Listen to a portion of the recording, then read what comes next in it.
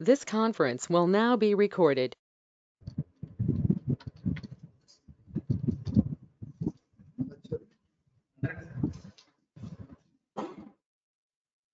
This topic is non-mechanical ocular injuries. It is divided into chemical injuries, thermal injuries, electrical injuries, and radiation injuries. Out of all these, chemical injuries is most important. Chemical injuries again is divided into injuries caused by the alkalis and acids, and thermal injuries, electrical injuries, and radiation injuries. Radiation injuries is again classified into ultraviolet radiations, infrared radiations, and ionizing radiations. These are the various types of non-mechanical alkali injuries.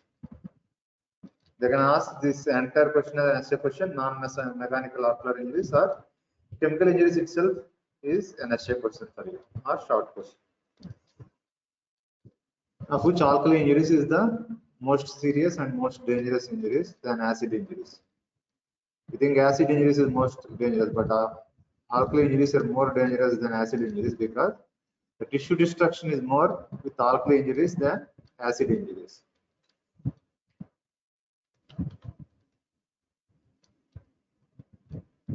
Chemical injuries, it is one of the true ophthalmic emergencies. It is divided into two types: alkali burns and acid burns. Alkalis are more common and can be more deleterious. Deleterious means they are more damaging. They are more common and more damaging than the acid burns. Everyone thinks acid burns are more common and more dangerous, but alkalis are more common and more dangerous than acid burns. They are responsible for approximately about 7% of work-related eye injuries. Mostly they are occupational. Chemical injuries occurs in workplace incidents more than 60%, home 30%, assault like acid assaults 10%. Males are 3 times more commonly affected than females. It can occur at any age group, more commonly between 16 to 45 years of age group. 20% of chemical injuries result in significant visual and disability. 20% of the cases are very severe. They account for chemical injuries account for 60% of the workplace incidents, and 30% are home and 10% are assault related. Males are more commonly prone for chemical injuries than females because they work in the industries. Males work in the industries, that is why they are more commonly prone for chemical injuries than females. 20% of the chemical injuries result in significant visual disability. Modes of chemical injuries: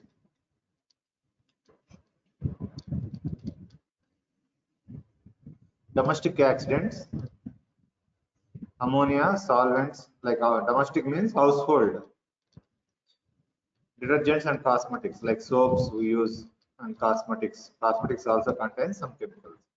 Most common is ammonia. Ammonia is more dangerous. Solvents, detergents, and cosmetics. Agricultural agents like fertilizers, insecticides, toxins of vegetables and animals. Most commonly we see with fertilizers and insecticides. While spraying fertilizers and insecticides, the fog will fall into the eyes. If the agricultural lab does not keep the goggles, this fog of the fertilizers will fall into the eyes and it will cause some damage. Sometimes it will cause severe damage. Most commonly, usually it causes conjunctivitis, severe burning, and epithelial abrasions. So these are agricultural agents: fertilizers, insecticides, toxins of vegetables and animal origin. Chemical laboratory oxidants like acids and alkalis. Deliberate chemical attacks with acids to disfigure the face. Chemical warfare injuries, self-inflicted chemical injuries in malingers and psychopaths. Some people, they self-inflict the injuries. They are malingers and psychopaths. They are the various modes of chemical injuries: domestic, agriculture, fertilizers and insecticides, laboratory actions like acids and alkalis, deliberate chemical attacks with acids to disfigure the face, chemical warfare injuries, self-inflicted chemical injuries in malingers and psychopaths. Alkali burns are Among the most severe chemical injuries, agents include ammonia, lye, NaOH like caustic soda, KOH, magnesium hydroxide, MgOH, and lime, CaOH. Ammonia and lye tend to produce the most serious injuries. Ammonia is most serious injury producing agent. Magnesium hydroxide found in fireworkers may combine with the thermal injuries to produce particularly devastating injury. Magnesium hydroxide is devastating because it produces both chemical injury and thermal injury. Lime, particularly in the form of plaster, is the most commonly encountered alkali injury. It causes less severe injury. Lime usually causes less severe injury.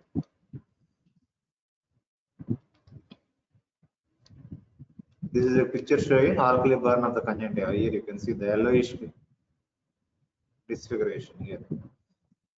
Yellowish discoloration of the conjunctiva. This is due to alkali burn. So you can see the congestion here. The cornea is whitened here. So what you have to do whenever there is a chemical injury? What you have to do?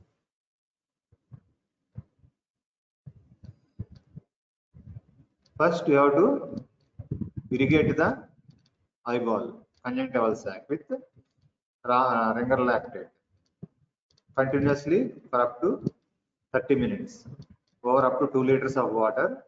You keep this IV tube into the directly into the eye, over the eye, and continuously irrigate the eye conjunctival sac and over the eye for about 20 to 30 minutes so that it will remove all the toxins.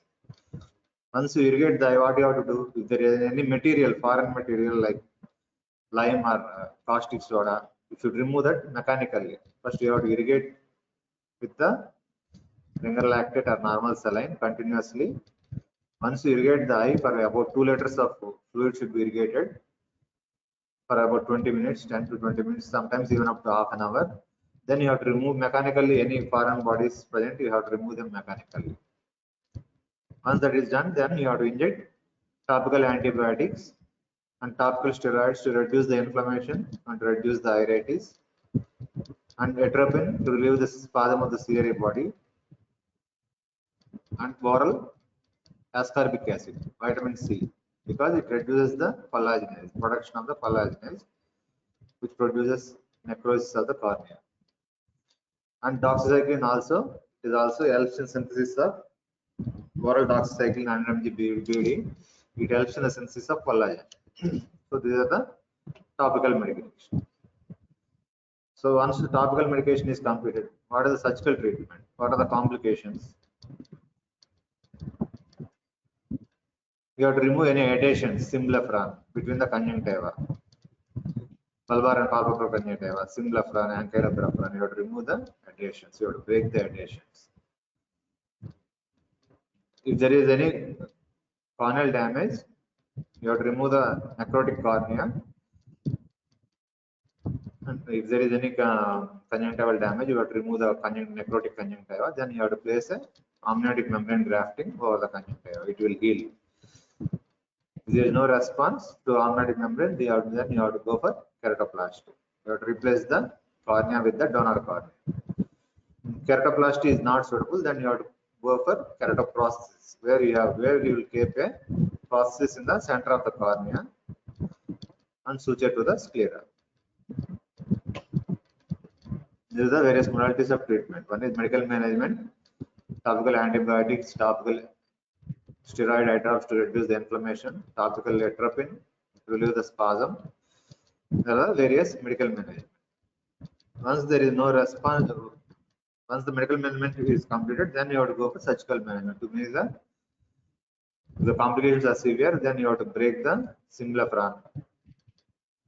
If there is any conjunctival necrosis, you have to go for grafting, amniotic membrane grafting, corneal grafting. Amniotic membrane grafting should be done. Usually it recalls with amniotic membrane grafting. If there is no response to the amniotic membrane grafting, then you have to go for keratoplasty. If keratoplasty is also not suitable, then you have to go for keratoprosthesis. This is the line of management of any chemical injuries. The severity of this injury is related to the type, volume, concentration of the drug that is instilled, chemical that is instilled, duration of exposure to the chemical, and degree of penetration of the chemical. The mechanism of injury differs slightly between the acids and alkalis. The mechanism of action of alkalis includes alkalis dissociate and saponify the fatty acids of the cell membrane, therefore destroy the structure of the cell membrane of the tissues. They have hygroscopic properties. That is, means they have the property to absorb the water from the cells. So they extract water from the cells, which contributes to the necrosis of the cells. They combine with the lipids of the cells to form soluble compounds, which produces softening and gelatinization. This causes increased deep penetration of the alkalis into the tissue. That is the reason why there is extension of alkalis due to alkalis than because of the alkalis, because it combines the lipids and causes softening and gelatinization of the tissues. Because of this, there is increased penetration. Because of softening and gelatinization, there is increased penetration of the chemicals into the alkalis into the tissues. That is, the alkalis are more dangerous than acids. One is they dissociate and saponify the fatty acids of the cell membrane. So they cause necrosis of the tissues. And they are also hygroscopic. They extract water from the cells. They combine with the lipids of the cells and form soluble compounds, which produces softening and gelatinization, which further leads to increased penetration of the alkalis into the tissue. That is why alkalis are more dangerous than acids. Acid burns are less serious than alkali burns. Common acids responsible for burns are sulfuric acid, hydrochloric acid, and hydrochloric acid and nitric acid. Sulfuric acid is we see during bad explosion of the batteries. Hydrochloric acid is more dangerous. Other acids are hydrochloric acid and nitric acid. Chemical acids. Strong acids cause instant coagulation of all the proteins of the cells. They cause coagulation of the proteins present in the cells.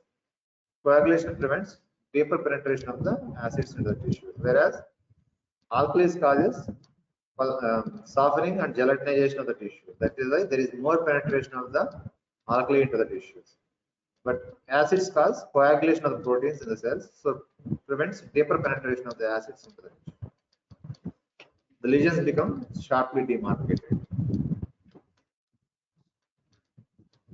Hydrofluoric acid is an exception. It behaves like an alkaline substance, whereas hydrofluoric acid causes more damage because it behaves like an alkaline substance, because the fluoride ion has better penetration to the stroma than most of the acids, leading into more extensive anterior segment disruption. Hydrofluoric acid is an exception among the acids. It behaves like an acid and causes, because fluoride ion has better penetration through the stroma and causes more extensive damage. There are three stages of chemical injury: stage of acute ischemic necrosis, stage of reparation, and stage of complications. These are the three stages: acute ischemic necrosis, stage of reparation, and stage of complications.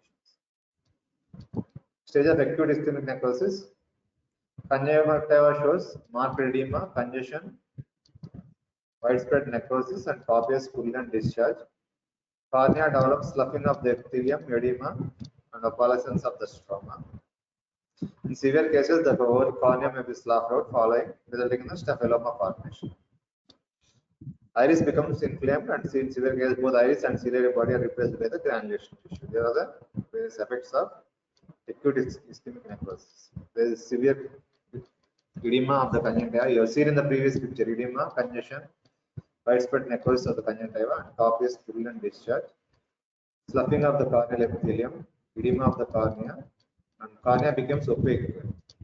Because of the chemicals, it becomes white and opaque. In severe cases, the entire whole cornea may be sloughed off, resulting in the staphyloma formation. Iris becomes inflamed, resulting in the granulation tissue formation of the iris and the ciliary body. This is the stage of ischemic necrosis. Here you can see conjunctival congestion and conjunctival edema. Cornea has become opaque. Iris has become irregular, inflamed.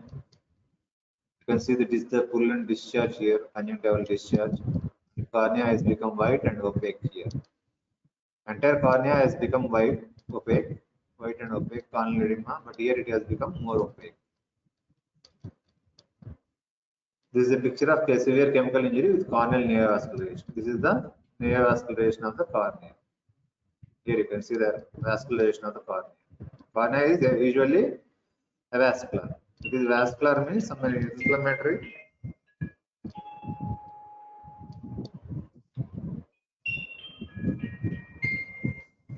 No.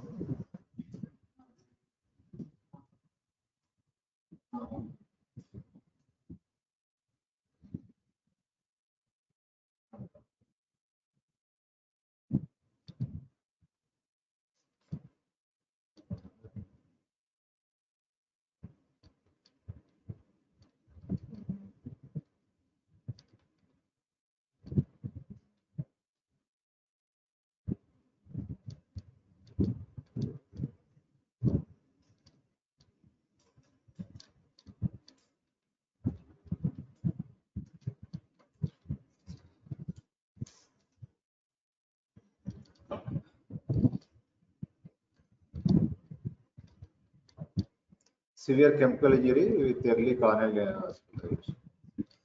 Stage of reparation: conjunctival and corneal epithelial regeneration. Corneal vascularization and inflammation of the iris subsides. Stage of complications include symblepharon, recurrent corneal ulcers, development of complicated cataract, and secondary glaucoma. These are the stage of complications: symblepharon formation, adhesion between the bulbar and palpebral conjunctivas, recurrent corneal ulceration, development of complicated cataract, and secondary glaucomas. These are the stage of complication. This is the symblepharon formation. This is the adhesion between the bulbar and palpebral conjunctiva. These are also symblepharon. All these pictures are symblepharon formation. This is the adhesion between the bulbar and palpebral conjunctiva. Here also you can see the adhesions. Here also this is the adhesion between the bulbar and palpebral. Classification of chemical injuries is dependent upon the severity of the damage to the limbus and cornea. It is classified into Hughes classification, modified Hughes classification, Roper-Hall's classification, and Duval's classification. They are the four classifications of the chemical injuries. Hughes classification: mild injury means mild chemical injuries, erosion of the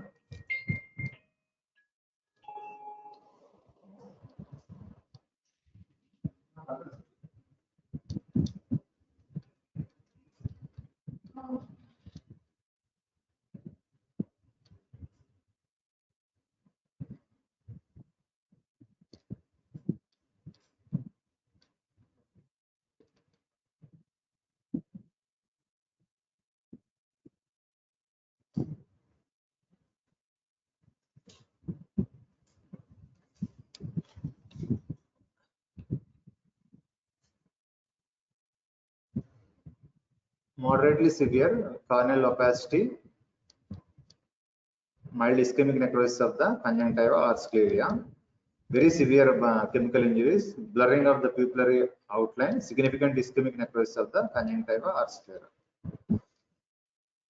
Mild chemical injuries means erosion of the corneal epithelium, faint haziness of the cornea. That means you can see the details of the iris. Mild chemical injuries, you can see the details of the iris, lens, and everything. That is mild injuries. And moderate means corneal opacity with blurring and ischemic necrosis of the conjunctiva and sclera. Whereas in mild cases, there is no ischemic necrosis of the conjunctiva or sclera. Whereas in moderate cases, there is ischemic necrosis of the conjunctiva or sclera. In very severe cases, significant ischemic necrosis of the conjunctiva and sclera, and there is blurring of the pupillary outline. This is Hughes classification. Roper-Hall's classification: grade 1, corneal appearance, clear cornea, there is no limbal ischemia, visual prognosis is excellent. This is grade 1 chemical injury. Grade 2 chemical injuries: cornea is hazy, but iris details are visible. Limbal ischemia is less than 1%. Visual prognosis is good. Grade 3 is opaque cornea, iris details are obscured. You can see the difference between grade 2 and grade 3. Grade 2 is iris details are visible. Grade 3 is iris details are obscured. And limbal ischemia is 1/3 to the off. and prognosis is doubtful or guarded. Whereas grade 4, opaque, no view of the iris and pupil. Limbal ischemia is more than half, and difference is between the grade 3 and grade 2 is limbal ischemia is 1/3 to the half, whereas grade 4 limbal ischemia is more than half, and prognosis is poor in grade 4. Grade 1 and grade 2 has good prognosis. Grade 3 has guarded prognosis or doubtful prognosis. Grade 4 has poor prognosis.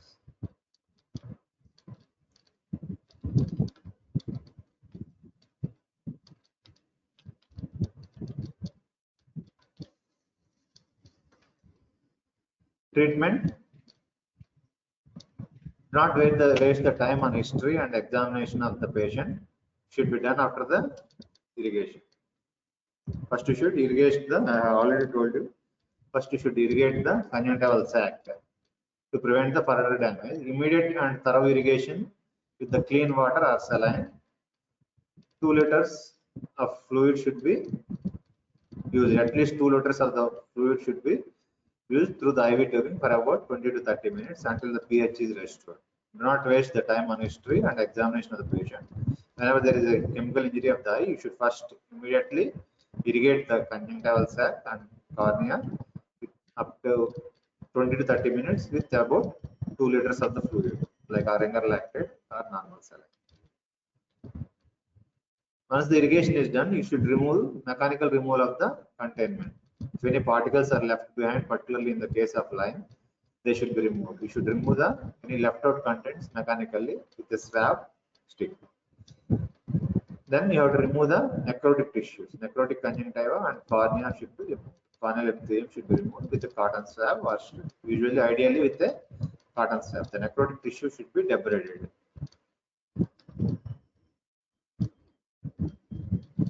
Maintenance of favorable conditions for rapid and uncomplicated healing.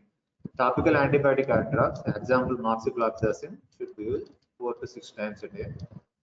Steroid eye drops are used to reduce the inflammation, to reduce the neutrophil infiltration, and to address the anterior uveitis. Steroids are also used in reducing the uveitis. After 2 weeks, they should be used cautiously because they interfere with the collagen synthesis. Cycloplegics, like example, atropine should be used to improve the, because it relieves the ciliary spasm and increases the blood supply to the uveal tissue.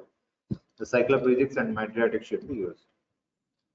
Ascorbic acid 10% sodium ascorbate along with systemic use 1 to 2 grams orally for wound healing and promotes synthesis of the mature collagen by the corneal fibroblasts. Ascorbic acid promotes synthesis of the mature collagen by the corneal fibroblasts. This is the medical management. Topical antibiotic eye drop. Topical steroids to reduce the inflammation and reduce the uveitis, but they should be used cautiously because they interfere with the collagen synthesis. Mydriatics and cycloplegics use the ciliary spasm, and ascorbic acid for promoting rapid wound healing and promoting the synthesis of mature collagen by the corneal fibroblasts. Antibiotics, steroids, mydriatics and cycloplegics. Topical antibiotic ascorbic acid and oral vitamin C. Oral vitamin C 1 to 2 gram per day to increase the collagen synthesis. Lubricating eye drops that reduces the irritation and foreign body sensation and promotes the wound healing. Autologous serum is instilled as eye drops because it provides the growth factors and collagenate inhibitors and promotes epithelial healing. Autologous serum promotes epithelial healing. Sodium citrate is used as a 10% topical eye drop to stabilize the neutrophils and reduce the collagenase. Sodium citrate reduces the collagenase. Collagenase is which causes melting of the collagen present in the cornea. Cornea contains predominantly collagen. So, sodium citrate reduces the production of collagenase. I already said doxycycline 100 milligrams BD should be used with zinc for increased synthesis of the collagen. Doxycycline helps in building of the collagen. So this is the medical management. Antibiotics, steroids to reduce the inflammation, mydriatics and cycloplegics to reduce the ciliary spasm and increase the blood supply to the uveal tissue, lubricating drops to reduce the irritation and increase the wound healing. Autologous serum provides synthesis of collagenase inhibitors so that melting is prevented, and doxycycline, which promotes synthesis of the collagen. It should be used in dose of 100 milligrams BD. Prevention of slim front can be done using a glass shell or sweeping a glass rod in the furnaces twice daily. Treatment of complications includes secondary glaucoma should be treated by topical 0.5% timolol eye drops BD or oral acetazolamide 250 milligram 3 times a day. Secondary glaucoma should be treated with topical timolol BD or oral acetazolamide 250 milligrams 3 times a day. Poor corneal healing with limbal stem cell deficiency. Amniotic membrane transplantation should be done with or without limbal stem cell transplantation. Pseudoterrorism should be excised with conjunctival autograft or amniotic membrane grafting should be done. Simulacrum needs surgical treatment. Corneal opacities can be treated by keratoplasty if adequate tear film is present and stem cell population is available. In severely damaged cases, keratoprosthesis remains the surgical option. These are all the surgical options. Pseudoterrorism should be excised. Simulacrum also needs surgical treatment. Corneal opacity should be treated with keratoplasty, lamellar keratoplasty, or full thickness penetrating keratoplasty, depending upon the severity of the lesion. In severely damaged eyes, keratoprosthesis should be used. Thermal injuries, it is by fire or hot fluids. The main burn of such injuries lies on the lids. Thermal injuries most commonly occurs on the lids. In severe cases, conjunctiva and cornea may be, because you should only close the eyes whenever there is falling of the any if anything falls into the eye, what do we do? We should only the reflexively should only close the eyes. So it does not. Usually there is no damage to the conjunctiva and cornea. Usually lids are most commonly affected. But in severe cases, conjunctiva and cornea may be affected. Treatment of burns of lids is on general lines. When the cornea is affected, it should be treated with atropine, steroids, antibiotics, and lubricants. This is here you can see the thermal injury. Here the lid is damaged. Here you can see the burning of the lids here. Even the eyelashes are also melted. You can see the lashes. Here in the lower lid there is complete loss of the lashes. Upper lid there is melting of the eyelashes. Burning and melting of the lashes. This lid margin is also involved. Here you can see the burning of the partial burning of the cornea. Here it is only partial burning. Here you can see the conjunctival also is burned. There is some amount of necrosis. Here you can see the discharge here. So it heals. If you keep the topical medication, moxifloxacin eye drops, mild steroids, cycloplegic eye drops, and lubricating eye drops, it heals spontaneously. So there is no problem. This is a mild case, mild burns. The causes of strong electrical current from the areas of eyes may cause following lesions. Conjunctiva becomes congested. Cornea develops interstitial opacities. Eyes and ciliary body are inflamed. Lens may develop electric cataract after 2 to 4 months of accident. Retina may show multiple hemorrhages. Optic nerve may show develop optic neuritis. Extraocular muscles may develop palsies leading to diplopia or restricted ocular movement. These are the side effects of electrical injuries. One is conjunctival congestion, interstitial opacities of the cornea, inflammation of the iris and ciliary body, electric cataract develops after 2 to 4 months. Retina may show multiple hemorrhages, optic neuritis, extraocular muscle palsies leading to diplopia. These are the side effects of electrical injuries. This is electric cataract, which developed after 2 to 4 months. You can see here, both are electric cataracts. Here you can see the hemorrhages, multiple hemorrhages here. This is one hemorrhage. Hemorrhages in the retina, sometimes it develops optic neuritis also. This is an electric cataract. Both pictures showing electric cataracts.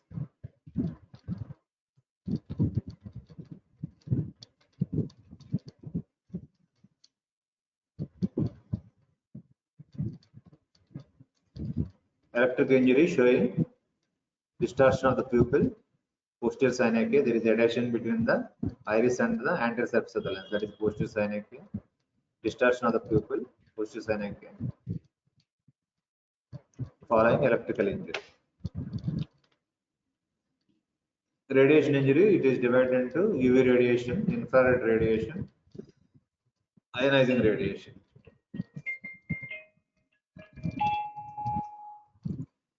UV radiation, this may include photoophthalmia, may be responsible for senile cataract. Infrared radiation, this may cause solar or macular burns or solar retinopathy. Ionizing radiation, they are caused following radiotherapy to the tumors in the vicinity of the eyes. The common ocular lesions for ionizing radiation includes keratoconjunctivitis, dermatitis of the lids, radiation cataract, and radiation retinopathy. These are the side effects: keratoconjunctivitis, dermatitis, radiation cataract, and radiation retinopathy.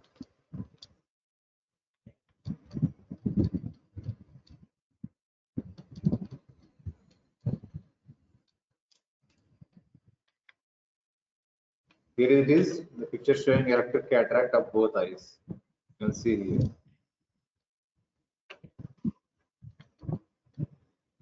Electrical injuries causing necrosis, conjunctival congestion, corneal interstitial corneal opacities, inflammation of the iris and ciliary bodies.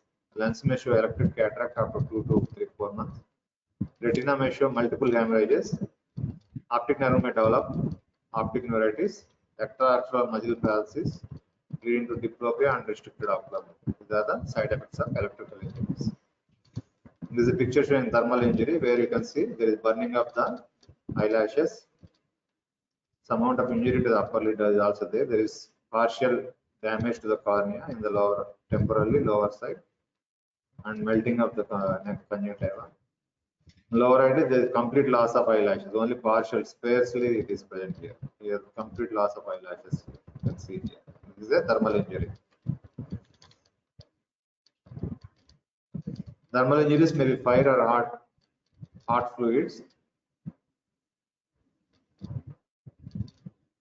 Usually, the lids are most commonly affected. Conjunctiva and cornea may be affected in very severe cases.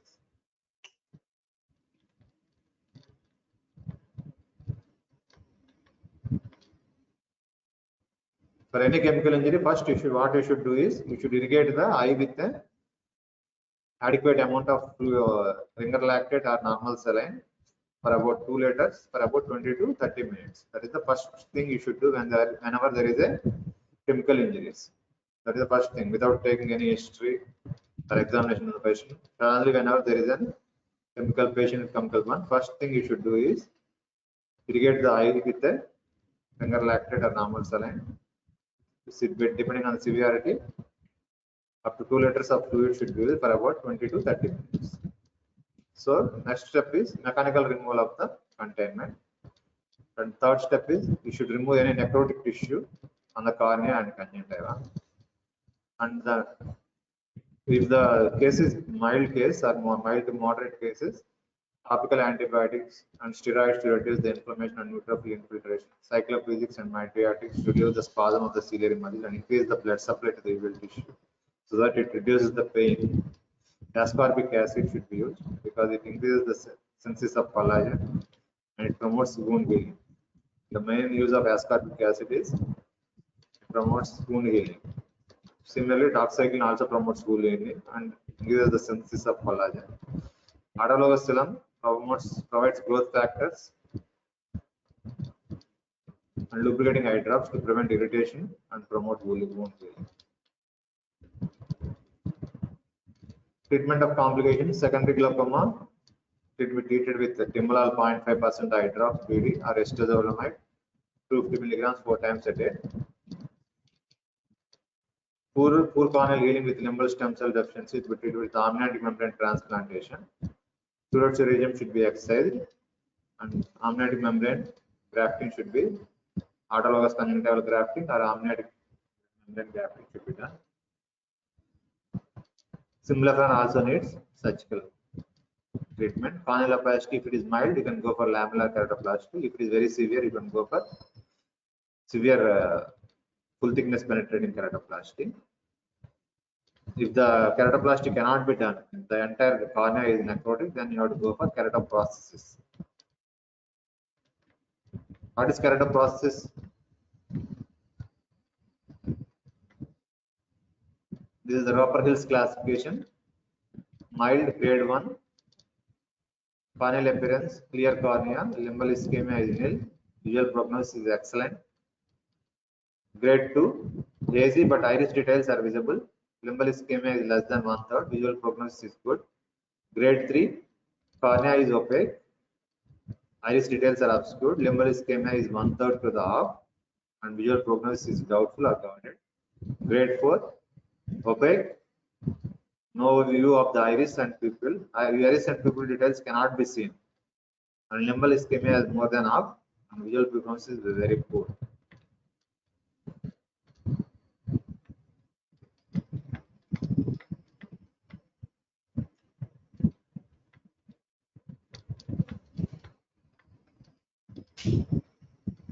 There are the types of non-mechanical injuries: chemical injuries, thermal injuries, electrical injuries, radiation injuries. Chemical injuries alone can be asked as an essay question. That is not 4 marks question. Very important for you. Chemical injuries.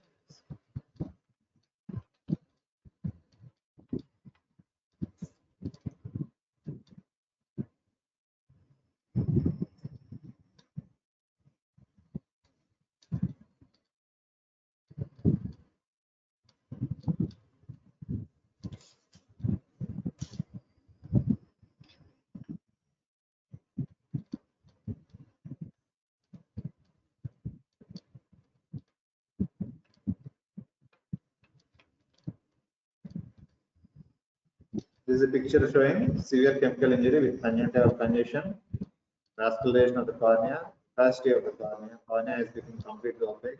Iris has become irregular, and there is severe discharge.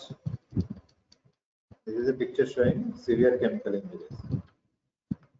This is a picture of simulacrum. You can see the adhesion between the bulbar and palpebral conjunctiva. The same picture.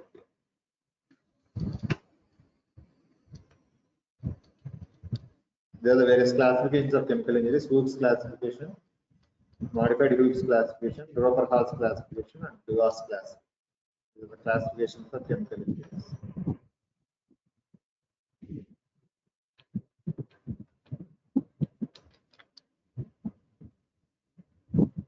This is Duval's classification. Grade 1, prognosis is very good. Clock hours, 0 clock hours of injury. Conjunctival involvement is 0%.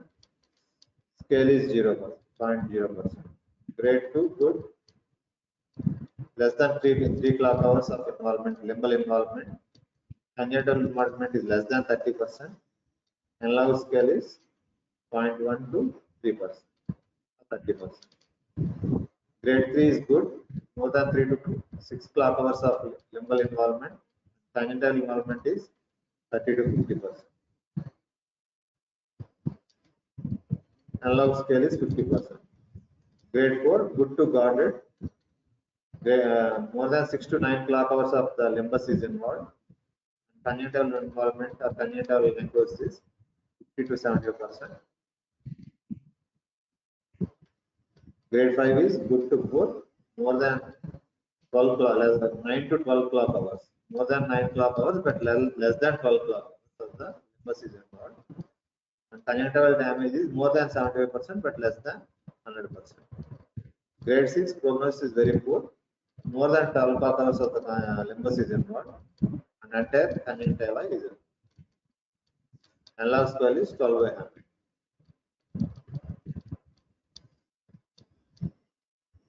This is Duval's classification.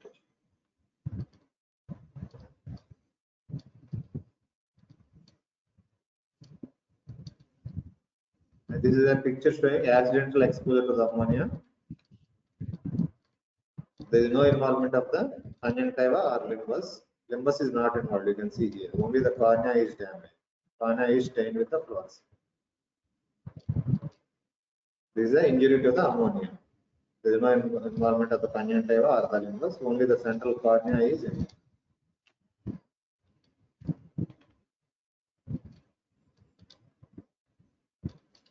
This is a picture showing ocular surface burn following acid. This is the treatment following keratoplasty, full thickness penetrating keratoplasty. The vision is restored. 60% ocular surface burn following alkali injury.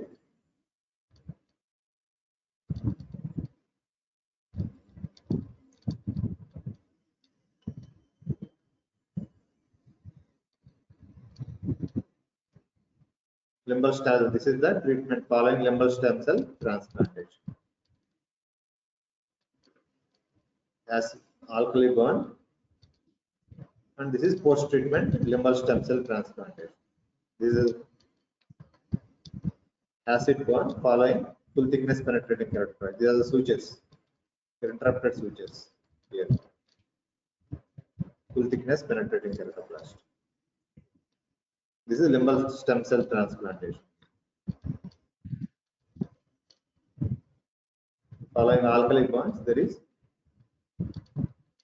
cornea become vascularized and opaque. Following limbal stem cell transplantation, there is improvement here.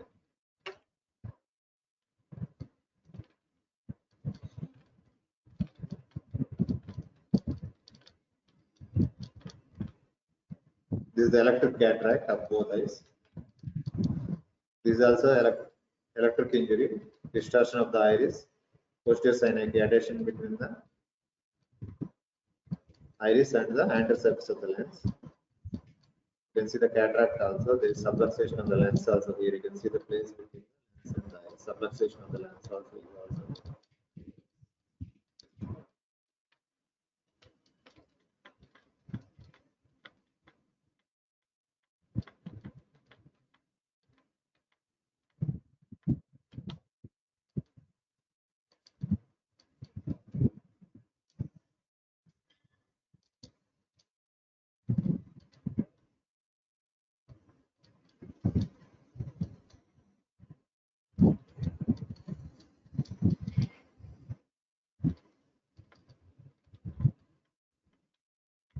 This is a picture of symblepharon. Both these three pictures are pictures of symblepharon.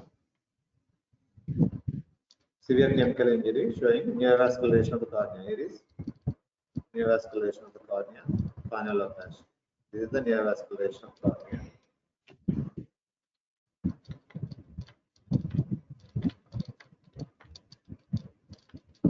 Alkali burn of the conjunctiva. You can see the necrosis of the conjunctiva here.